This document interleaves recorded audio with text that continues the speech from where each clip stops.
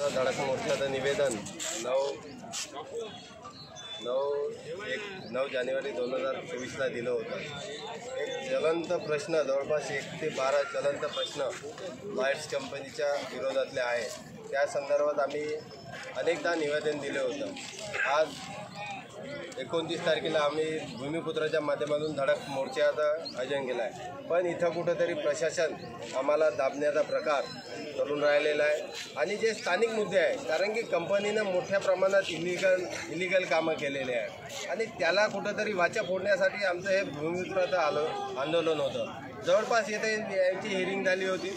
याचं विस्तारीकरण हे होतं। जवळपास इथं 750 बेरोजगाराला रोजगार देणार होतं, पण या कंपनीत घुगुसच्या आणि सभोवताच्या एकही स्थानिक लोकांना रोजगार देण्यात आलेला नाही आहे। आमची तेच मागणी आहे की यांनी लिस्ट लावावी, किती लोकांना रोजगार दिला आहे आणि किती स्थानिक लोकांना रोजगार दिलेला आहे। सोबतचे वडा असो, घुगुस असो, पांढरकाडा असो, म्हातारदेवी असो, सोनेगाव असो आणि सोबतचे जे गावं असो, इथल्या स्थानिक लोकांना बेरोजगाराला किती लोकांना रोजगार दिलेला आहे, याने कंपनीचा याने खुलासा करावा, हे आमची पहिली मागणी आहे। आणि मोठ्या प्रमाणात याने जे पांधन रस्ते आहे, पांधन रस्त्याचं मोठ्या प्रमाणात यानं एन्क्रोचमेंट केलेलं आहे आणि शेतकऱ्यांच्या अनेक जागा याने एन्क्रोचमेंट केलेले आहे। आमची तेच मागणी आहे का इथं प्रशासन, जिल्हाधिकारी यांनी तात्काळ दखल घेऊन या कुठंतरी या प्रश्नाचा निवारा केला पाहिजे। त्या दृष्टिकोनाने आम्ही हे आंदोलन, आम्हाला इथं आंदोलन करण्याची गरज का भासली?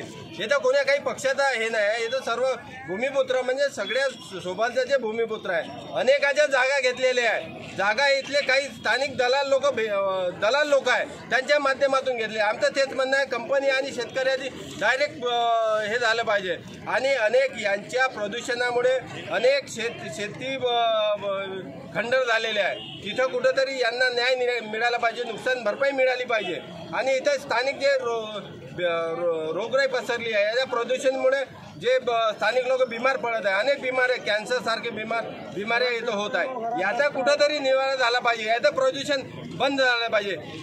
जर या कंपनीमुळे इथले तर 25-30 हजार लोक जर डिफेक्टेड होत असेल, असा आपल्याला प्लांट नाही पाहिजे। पण आम्ही प्लांटच्या विरोधात नाही, पण याने जे पॉल्युशन विभागाने जे नामांकन ठरवले आहे त्यानुसार याने कारवाई केली पाहिजे, त्यानुसार याने जे नियमाचं पालन केलं पाहिजे।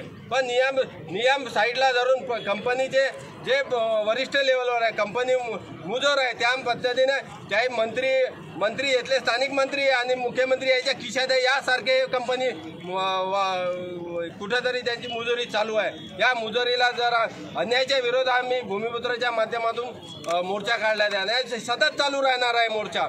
जर या कंपनीनं जे स्थानिक मुद्दे आहे, बेरोजगारचा मुद्दा आहे, बेरोजगाराला कुठून नाही मिळाला, आज आम्ही लोकशाहीच्या माध्यमातून हे आंदोलन चालू आहे। येणाऱ्या काळात आम्ही आंदोलन तीव्र करू। आमची भूमिका माहिती आहे, आम्ही जवळपास एकूण 2009 मध्ये आम्ही गोपानीमध्ये हे केलं होतं, 107 जण कंपनी। जर आमच्या यानंतर जर प्रशासन दखल नाही घेतली, आम्ही परवानगी घेऊन शिदार कंपनीच्या अंदर घुसू, हे यांची दखल घ्यावी। आम्ही लोकशाहीच्या माध्यमातून कुठंतरी आम्ही प्रश्न मांडायचा हे करत आहोत आणि स्थानिक कलेक्टर असो, प्रशासन असो, कंपनीला तुम्ही प्रोटेक्ट करत आहे। इथले जे स्थानिक प्रश्न आहे अनेक, आता आम्ही जे मुद्दे घेऊन इथं बसलेलो आहोत, त्या मुद्द्याचं जर निवारण नाही झालं तर आमचे आंदोलन सतत चालू राहणार कंपनीच्या विरोधात।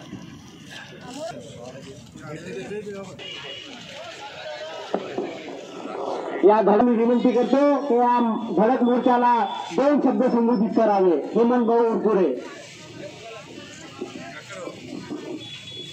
कंपनीवर आमचा या धडक मोर्चाला घटनेचे संयोजक पवनकुमार गट्टय्या आगदारीजी तसेच सुधाकर आणि सगळं शोधण्याचं दिनेश दादांनी एक प्रमुख पाठबळ घेतलं।